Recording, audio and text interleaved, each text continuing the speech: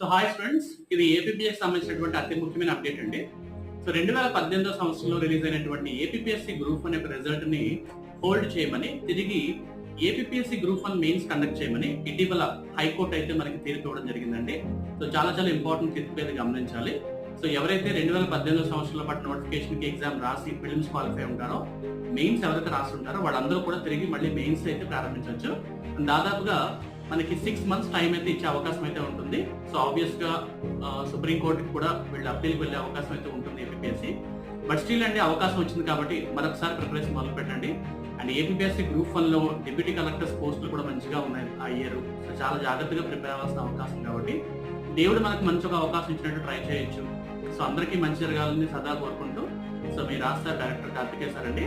And one more ఏంటంటే, ఎవరైనా సరే ఆన్సర్ డెవలప్మెంట్ ప్రోగ్రామ్ కావాలనుకుంటే ఈ కింద ఫోన్ నెంబర్ కాల్ చేసి రిజిస్ట్రేషన్ కంప్లీట్ చేసుకోండి. All the best.